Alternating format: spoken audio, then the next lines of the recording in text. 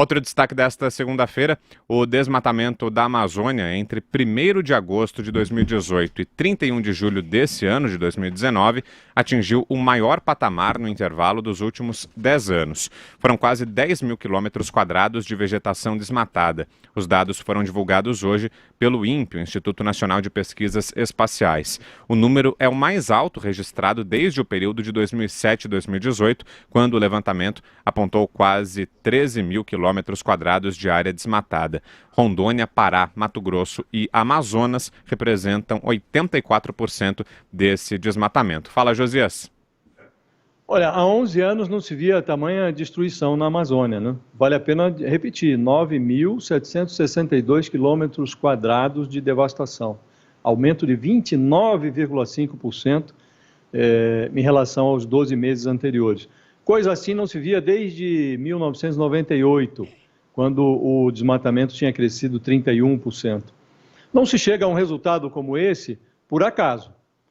No atual governo, graças às declarações feitas pelo Bolsonaro sobre meio ambiente, bem cedo as pessoas já perceberam que já era muito tarde.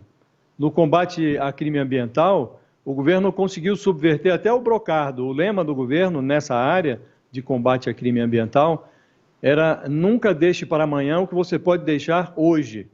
O Bolsonaro assegurou desde o início que não tinha problema ambiental no Brasil. Tudo não passava ali de um complô do INPE com ONGs que estavam mancomunadas com a imprensa comunista, os governos da Noruega e da Alemanha que escondiam segundas intenções atrás de doações bilionárias que o governo rasgou. E o presidente francês, o Emmanuel Macron, que além de não ter competência para arrumar uma mulher tão bonita quanto a do presidente Bolsonaro, a primeira-dama Michele, ele tramava contra a soberania do Brasil ali na floresta.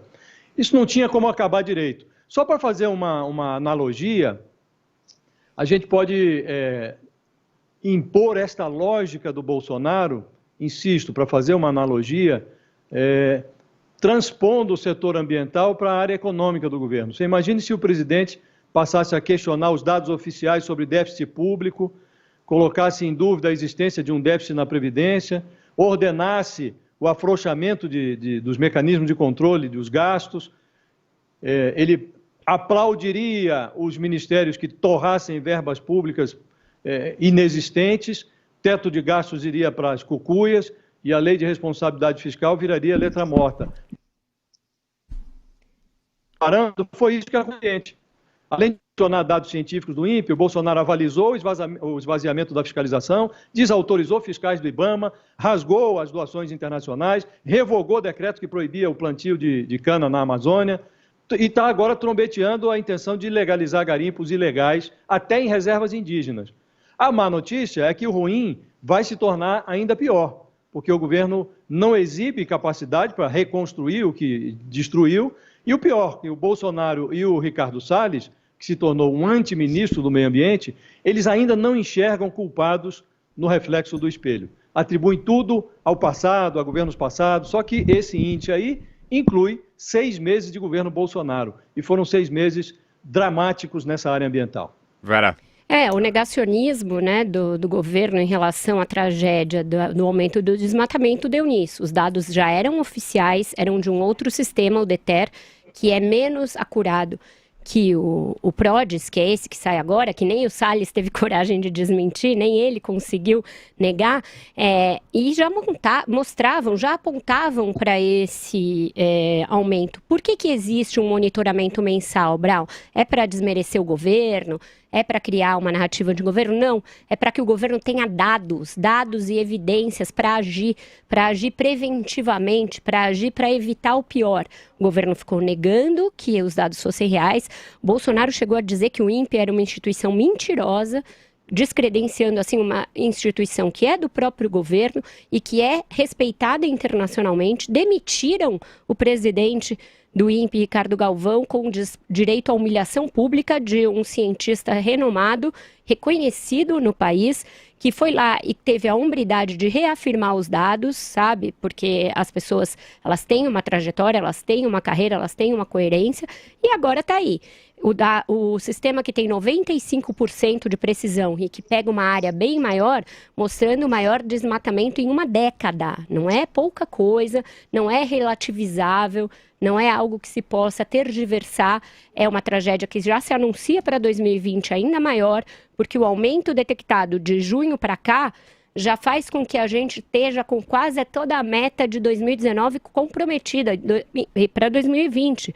Então, quer dizer, existia uma meta de se reduzir em 80% o desmatamento no ano que vem, que já não vai acontecer, porque a gente já desmatou 57% do que poderia desmatar no ano que vem, só nestes 3 primeiros meses medidos pelo DETER desde então, porque a medição mensal continua. Então é muito grave isso vai ter consequências internacionais, não tenha dúvida. Eu fui aos Estados Unidos 2 vezes esse ano, nas 2 vezes o que as pessoas mais me perguntaram era com relação à Amazônia, porque esse é um assunto que interessa ao mundo, é um assunto que interessa nas nossas tratativas comerciais, para entrar em blocos comerciais, para fechar acordos como o acordo Mercosul-União Europeia. A gente não vai cumprir provavelmente a meta do Acordo de Paris, apesar de Bolsonaro ter dito que a gente vai se manter nesse acordo. Então tem uma série de consequências práticas e de imagem para o Brasil que se devem principalmente à teimosia e à birra ideológica do ministro do Meio Ambiente, chancelado pelo presidente da República, que se recusaram a ver dados que o próprio governo tinha, dos quais ele dispunha para agir em tempo hábil. O que o ministro diz agora? Que na quarta-feira ele vai fazer uma reunião para dizer o que fazer, porque ele não tem o que fazer. Porque ele, como bem disse o Josias, desmontou a estrutura de fiscalização que foi criminalizada. Não foram os criminosos que foram criminalizados, foram os fiscais. Os fiscais foram acusados de achacar as pessoas, de apreender máquinas indevidamente. Bolsonaro mandou devolver máquinas apreendidas por fiscais, fez ali um desagravo praticamente a desmatadores. E agora o que a gente tem é que 90% desse desmatamento recorde mostrado é ilegal. 90% de desmatamento ilegal. É um governo que aplaude a ilegalidade. É lamentável. Constantino. Eu tenho uma visão menos, talvez, alarmista em relação a isso. O dado é ruim, o fato é esse, aumento de quase 30% em um ano, e diante de um fato você pode ter várias interpretações e várias narrativas. Você pode também observar com janelas diferentes. Por exemplo, desde 2012 vem uma tendência de alta de algo em torno de 11, 12% ao ano de desmatamento. Por quê desde 2012? Começa ali os problemas econômicos grandes. Essa é a linha de argumentação do próprio ministro do governo, né? A herança maldita deixada pelo PT de cenário de terra devastado, realmente fez com que numa região muito pobre, sem muita alternativa de emprego, de recursos, né, muitas pessoas partissem para a atividade ilegal de desmatamento e tudo mais, de exploração daquelas áreas, né? Então, isso é mais ou menos análogo, e eu fico curioso para ver se há o mesmo tipo de reação, digamos, purista em relação à aplicação da lei. É mais ou menos equivalente a você falar que pessoas que estão numa situação de muita miséria, um estado falido como o Rio de Janeiro, e partem para a informalidade, que é um eufemismo para marginalidade, também deveriam ser coibidas pela polícia. Eu falo de camelódromo, dessas coisas, por exemplo. Vendedor de sinal, isso tudo está cometendo atividade ilegal. Então, se é para impedir todo tipo de atividade ilegal no país, e não apenas aquelas que a minha ideologia não gosta, como ligada à questão de meio ambiente, inclusive com muita ideologia por trás, com alarmismo, como se o mundo fosse acabar e derreter, se queimarem, devastarem algumas áreas, não é bem assim, mas o fato é que vamos, então, condenar também quem faz vista grossa a atividades ilegais. Nós temos... Eu não precisa nem citar o exemplo limítrofe, né? A Cracolândia funcionando em São Paulo, ali, por aí vai. Por que você não faz, Rodrigo, uma analogia do desmatador ilegal com o grande sonegador de imposto? Você vai escolher logo o camelô que está sem emprego, deixa o coitado trabalhar. Mas é uma discussão só de renda. Isso me lembra aquela piada, né? A fulana que recebe a proposta de ir para um quarto de hotel com cara e por $1 milhão, que nem no filme da Proposta Indecente.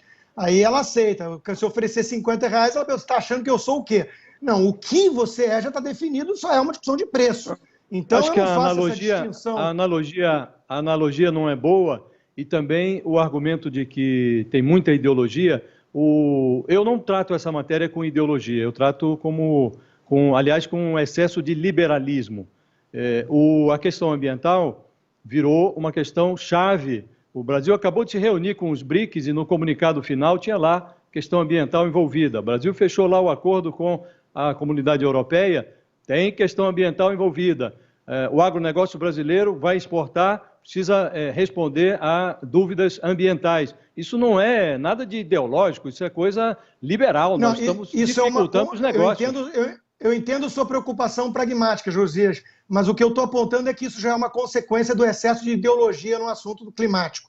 Tomou conta do mundo, principalmente desses ambientes blindados do mundo real, como a ONU e companhia, né? E o pessoal fica lá em jantares caríssimos discutindo que a causa mais importante para o mundo, como pensam vários democratas aqui, essa ala radical socialista nova, Alexandre Ocasio-Cortez, tudo, acham que a questão ambiental é a maior urgência do planeta. Quer dizer, esse pessoal sim, nunca teve contato com gente miserável que está lá vendendo produto em sinal de trânsito. Porque para você achar que o maior problema do mundo é o ambiental, num mundo que tem metade dos brasileiros sem saneamento básico, é no mínimo pessoas que perderam o contato com a realidade. Então, meu ponto é justamente que esse tema do ambientalismo tomou conta, inclusive de acordos comerciais, por questões ideológicas ou interesses financeiros mascarados de preocupação com o planeta, como é o caso do hipócrita do Macron. E esse pessoal todo que tem aquele slogan florestas lá, fazendas aqui, porque o Brasil é competitivo nessa área. Mas o meu ponto é só o seguinte, há uma linha de argumentação razoável, na minha opinião, para colocar a culpa em fatores econômicos. A pessoa vai para o crime por dois principais fatores. É um mecanismo de incentivos. Desespero em relação à grana, que é um argumento, inclusive, de esquerda, né? E a ausência de punição. O governo e o ministro Salles pecaram, sem sombra de dúvidas, na segunda questão. Faltou fiscalização, faltou punição. Ele diz que encontrou ali um sistema, um aparato de fiscalização totalmente dominado por questões ideológicas e achacando e tudo mais, e talvez tenha exagerado na dose na hora de recuar com isso. Gerou um incentivo perverso. Do outro lado, eu acho que é inegável que tem um incentivo econômico. 90% foram desmatamentos ilegais, e isso deixado num cenário de crise pelo PT. Então, e tem essa tendência que eu falo que vem desde 2012, que aumentou esse ano. Então, veja que há, dentro dos mesmos fatos, possibilidades distintas de análise. Eu nunca aceito a ideia de que só eu sou o imparcial científico que analisa os fatos e os outros são todos um bando de pessoas ideologizadas. Eu acho que a gente tem que lembrar que na interpretação dos fatos entra alguma coisa em relação à nossa visão de mundo. Não somos anjos o único problema é que a interpretação... blindados de qualquer conceito, isso não existe. O único problema é que a interpretação não pode mudar os fatos.